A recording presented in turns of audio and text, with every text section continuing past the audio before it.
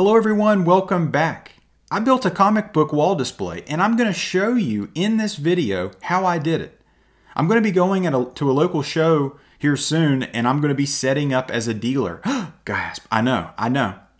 I'm going to be doing it. I want to see what it feels like on the other side of that table so I can have a complete understanding, a feel of what it's like to be not only a comic buyer, but a comic book dealer.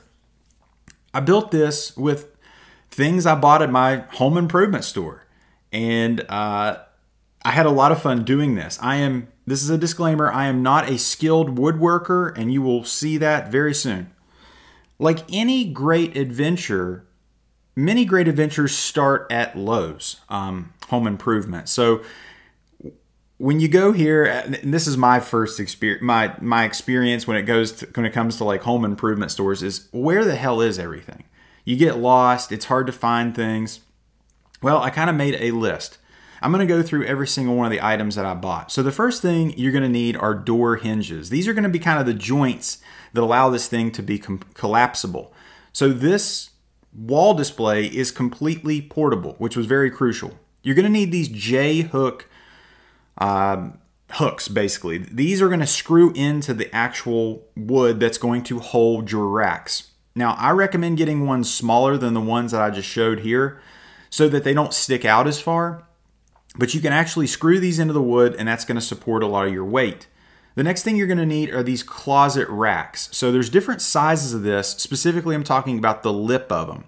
This is a 1-inch lip, which is the ideal as far as holding the book. But the better option is the 2-inch lip, which actually lets you have a little bit more room and it's less likely for your books to fall off of the lip. The unfortunate part of this is that there's big gaps in the holes right here, and you can see the difference in the 1-inch lip and the 2-inch lip. We'll talk about that later. The next thing you're going to need are 2x4s. Now these are freshly cut. These bad boys literally still had the squirrel tracks on them. I had to buy seven boards. I think you can get away with six 2x4s.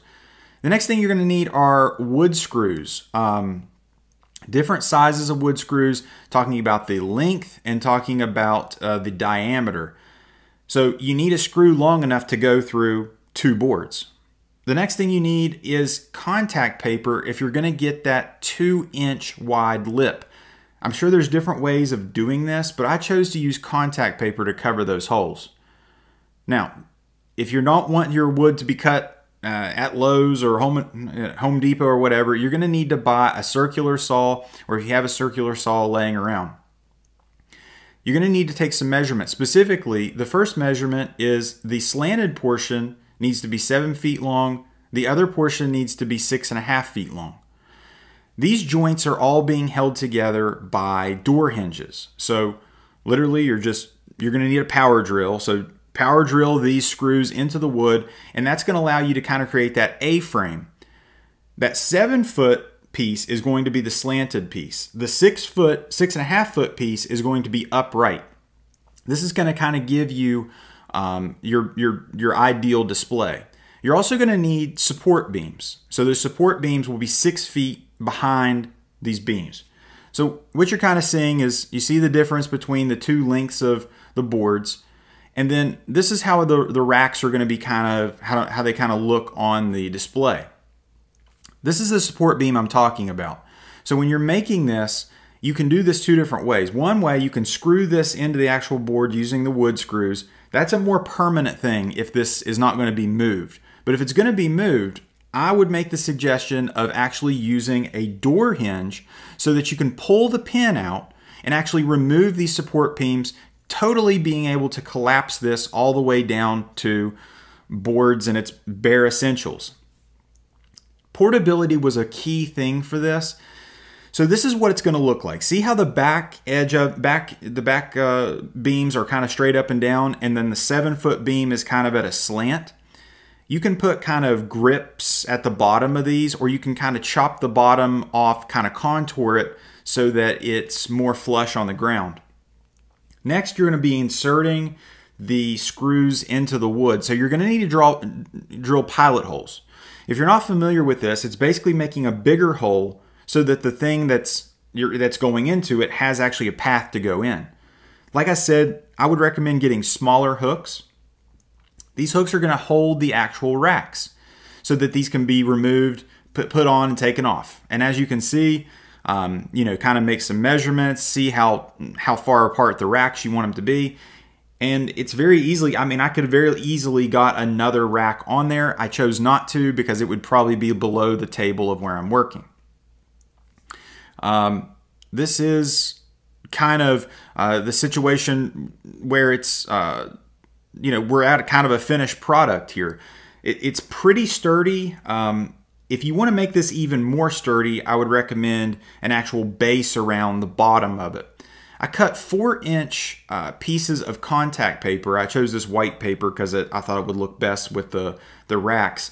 And I kind of just folded it over top of these 2-inch lips. It looks kind of rough, I know, and I'm sure there's better ways of doing this, but this does its job, and it's actually going to hold the weight of the comic books. You got to realize the comic books don't weigh much at all. And really that's just creating some tension to kind of keep the books on. And the white doesn't look horrible. Obviously you're looking at it over the top of it, so it doesn't look great.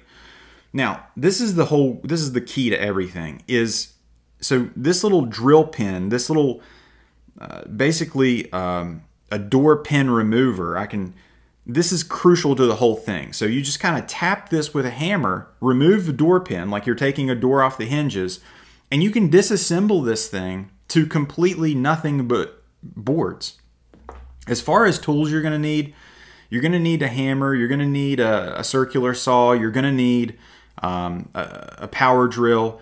But as you're seeing right here, I'm able to collapse this down into essentially 6 boards, 4 racks with the hooks hanging off. I kind of labeled them on the back so that I kind of knew which board was which. I don't know if that's necessary. I just feel like this is one of those things that when I reassemble it, you want it to be how it was when it was assembled. This can go in, like, you know, any pickup truck or like in the back of an SUV or whatever. I mean, this is very portable. Guys, I hope you guys enjoyed this video. I hope it was helpful, and it kind of inspired you to make your own comic book wall display. Thank you guys for watching. If at any point in time you like this video, give it a thumbs up. And if you like this video, subscribe for more. Take care.